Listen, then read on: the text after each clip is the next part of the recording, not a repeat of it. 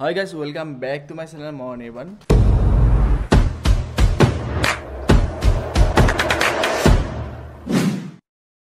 আজি মই আপোনালোকক লৈ যাম ধেমাজি জিলাৰ অন্তৰ্গত হাবুঙত।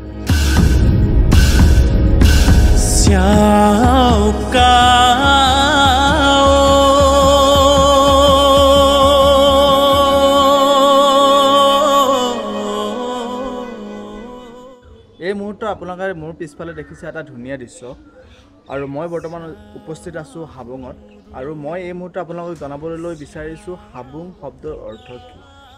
হাবুং এই শব্দটো আহিছে একচুয়ালি বড়ো আৰু কছাৰী ভাষাৰ পৰা। হা মানে হ'ল মাটি আৰু বুং মানে হৈছে ভৰি থকা, অৰ্থাৎ মাটিৰে ভৰি থকা এটা অঞ্চল।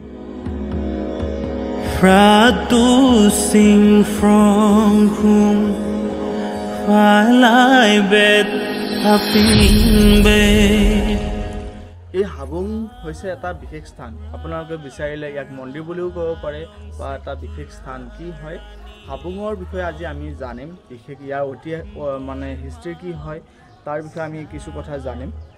তো আপোনালোকে ভিডিঅ'টো শেষলৈ চাওক, কাৰণ মই মঙলদৈৰ পৰা শিৱসাগৰৰ পৰা ধেমাজি ইয়ালৈ আহিছোঁ। তো আশা কৰোঁ ভিডিঅ'টো গোটেই শেষলৈ চাব।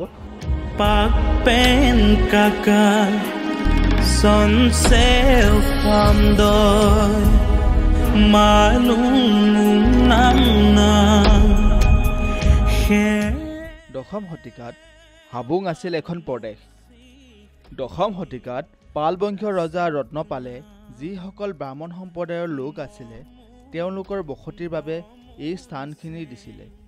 এই হাবুঙৰ সৃষ্টি কেনেকৈ হৈছিল মই আপোনালোকক জনাই আছোঁ। এই হাবুঙৰ সৃষ্টি কেনেকৈ হৈছিলে, সোৱণশিৰি নদী আৰু ব্ৰহ্মপুত্ৰ নদীৰ যি মিলন স্থান তাকে কয় এই হাবুং হৈছে পুৰণি কামৰূপ জিলাৰ এখন ৰাজ্য আৰু এই হাবুং হৈছে আহোমৰ এখন অস্থায়ী ৰাজ্য আৰু বহুতে দাবীও কৰে এই হাবুং হৈছে ধেমাজি জিলাৰ এখন ৰাজ্য আৰু কিছুমানে দাবী কৰে এই হাবুং হৈছে লখিমপুৰ জিলাৰ এখন ৰাজ্য। কিন্তু আচল কথাটো এইটোৱে যে হাবুং হৈছে আহোমৰ এখন অস্থায়ী ৰাজ্য। বৰ্তমান সোমাই আছোঁ এতিয়া হাবুঙৰ ভিতৰলৈ আৰু ইয়াতে মই একচুৱেলি আজি অকলে অহা নাই, মোৰ লগত মোৰ আলহীও আহিছে একচুৱেলি, ফ্ৰেণ্ড কিছুমান। সিহঁতে ৰীল বনাই আছে, চাওঁ আহকচোন কি কৰি আছে সিহঁতে।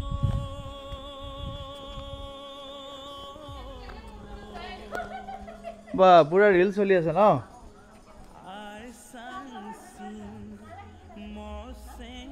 পুৰা ৰীল চলি আছে ন?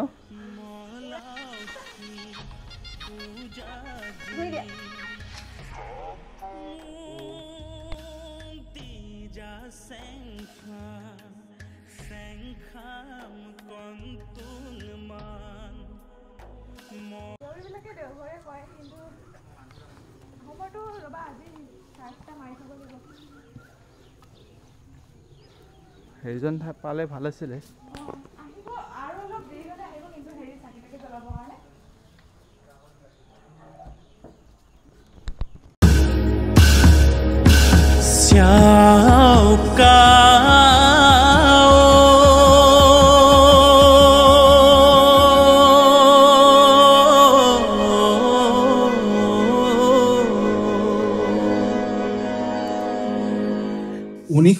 চনৰ 25 এপ্ৰিল তাৰিখে সেই সময়ৰ ধেমাজি জিলাৰ অতিৰিক্ত উপায়ুক্ত মাংচাও নগেন হাজৰিকা দেৱে এই ঠাইভিত্তিক হাবুং নামেৰে নামাকৰণ কৰি ৰাজহুৱাভাৱে ঘোষণা কৰে।